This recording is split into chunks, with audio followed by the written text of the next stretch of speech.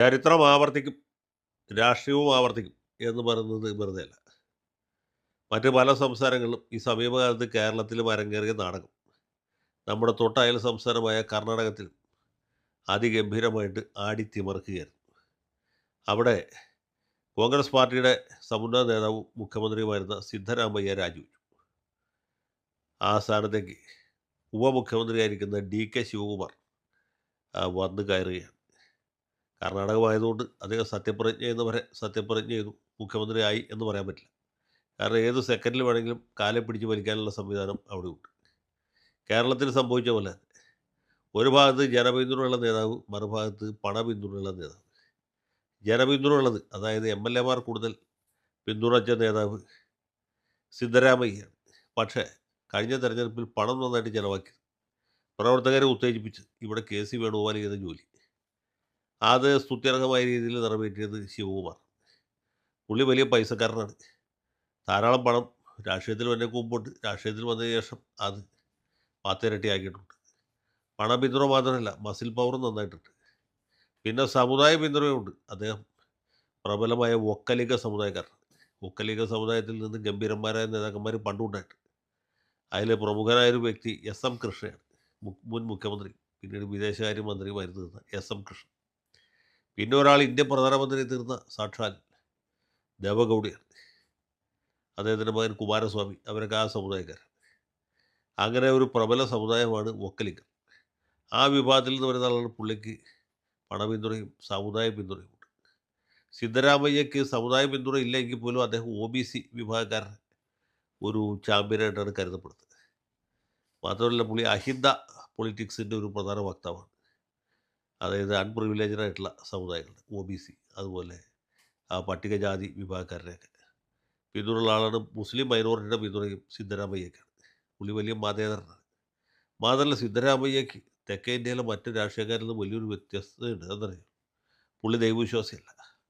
ദൈവവിശ്വാസികളല്ലാത്ത രാഷ്ട്രീയ നേതാക്കന്മാർ കേരളത്തിൽ എന്നല്ല, ഇന്ത്യ രാജ്യത്ത് വളരെ കുറവാണ്. കർണാടകത്തിൽ തീരെയില്ല. ഇവിടെ കംപ്ലീറ്റ് കാര്യങ്ങൾ ജ്യോതിഷികളാണ് തീരുമാനിക്കുന്നത്.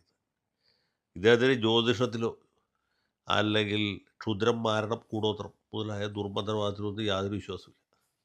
അങ്ങനത്തെ ഒരു രാഷ്ട്രീയക്കാർ. പിന്നെ ഈ സ്റ്റാലിനൊക്കെ നിരീശ്വരവാദികളുടെ അഭിനയിക്കുന്നവരാണ്. കരുണാനിധിയൊക്കെ അവർക്ക് വീട്ടിൽ വലിയ പൂജാരിമാരെ വിളിച്ചു വരുത്തി ക്രിയയും കർമ്മമൊക്കെ ചെയ്യിക്കുന്നവർ. അവരുടെ നിരീശ്വരവാദം എന്ന് വെച്ചാൽ ശുദ്ധ തട്ടിപ്പാണ്. ഇദ്ദേഹം അങ്ങനെയല്ല, ശരിക്കും പവൻ മാറ്റി യുക്തിവാദിയാണ്, വിട്ടുവീഴ്ചയില്ലാത്ത നിരീശ്വരവാദിയാണ്. ആ ജ്യോതിഷത്തിലും ജാതകത്തിലും ക്ഷുദ്രത്തിലും മാരണത്തിലും വിശ്വാസമില്ലാത്തതാണ്. മറിച്ച് ശിവകുമാർ അങ്ങനെയല്ല, പുള്ളിക്ക് ഇതിലെല്ലാം ഭയങ്കര വിശ്വാസമാണ്. അതികഠിന വിശ്വാസിയാണ്. ജ്യോതിഷത്തിലും ജാതകത്തിലും മാത്രമല്ല, ക്ഷുദ്രം, മാരണം, കൂടോത്രം ഈ വകയിലൊക്കെ ഭയങ്കര വിശ്വാസമുള്ളതാണ്. പുള്ളിയോട് കിടപിടിക്കാവുന്ന ഒരാൾ കർണാടകത്തിലുണ്ടെങ്കിൽ, രണ്ടുപേരുണ്ടെങ്കിൽ, ഒന്ന് ദേവഗൗഡയും മറ്റത് യെദ്യൂരപ്പയുമാണ്.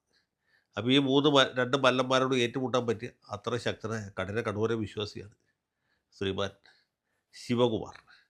അപ്പോൾ അദ്ദേഹത്തിൻ്റെ കയ്യിലേക്കാണ്, അദ്ദേഹത്തിൻ്റെ ബലിഷ്ഠ ഹസ്തങ്ങളിലേക്കാണ് കർണാടകത്തിൻ്റെ രാജ്യഭാരം പോകുന്നത്. 2 കൊല്ലം ഉണ്ട്. 2.5 കൊല്ലം കഴിയുമ്പോൾ മാറിക്കൊടുക്കാമെന്നായിരുന്നു സിദ്ധരാമയ്യ പറഞ്ഞിരുന്നത്. പക്ഷേ പുള്ളി മാറിയില്ല. പുള്ളി അവിടെ ഫെവിക്കോൾ വെച്ച് ഒട്ടിച്ച പോലെ ഇരിക്കുകയാണ്. പക്ഷേ ഒരുപാട് ബുദ്ധിമുട്ടി അദ്ദേഹത്തെ ഇളക്കി പറിച്ച് അവിടുന്ന് മാറ്റിയിരിക്കുകയാണ്. അപ്പോൾ ശിവകുമാർ മന്ത്രിസഭ ഉണ്ടാക്കാൻ പോകുന്നു. പുതിയ മന്ത്രിസഭയിൽ പുതിയ മന്ത്രിമാരുണ്ടാവും. അപ്പോൾ പുതിയ മന്ത്രിമാരുടെ പേരും അവരുടെ വകുപ്പൊക്കെ തീരുമാനിക്കുന്നത് നമ്മുടെ പ്രിയങ്കരനായ നേതാവ് കെ സി വേണുഗോപാലിന് വളരെ പ്രധാനപ്പെട്ടൊരു പങ്കുണ്ടാവും പുള്ളിക്ക്. ആ ജയിച്ചു വരുന്നതിലും ഒരു പങ്ക് കിട്ടാൻ സാധ്യതയുണ്ട്. അപ്പോൾ അങ്ങനെ വളരെ രസകരമായ കൗതുകകരമായൊരു രാഷ്ട്രീയ മാറ്റം കർണാടകത്തിൽ നടക്കാൻ പോവുകയാണ്. അപ്പോൾ ഇതിനിടയ്ക്ക് വേറൊരു സംഭവം കൂടി ഉണ്ടായിട്ടുണ്ട്.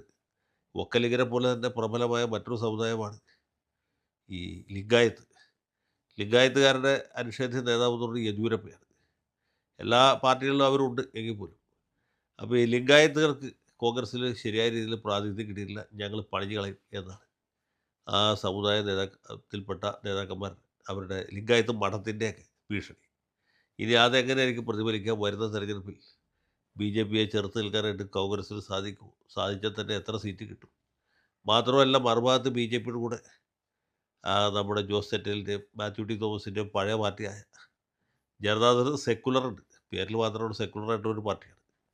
ആ പാർട്ടിയും അതിൻ്റെ പരമോന്നത നേതാവ് ദേവഗൗഡയും അദ്ദേഹത്തിൻ്റെ മകൻ കുമാരസ്വാമിയും ഉണ്ട്. യുവ നേതാവ് എന്ന് പറയാമായിരുന്ന പ്രജ്വൽ രേവണ്ണ ഉണ്ടായിരുന്നു. അദ്ദേഹം പക്ഷേ ഇപ്പോൾ ജയിലിൽ കിടക്കുകയാണ് സ്ത്രീ പീഡന കേസിൽ.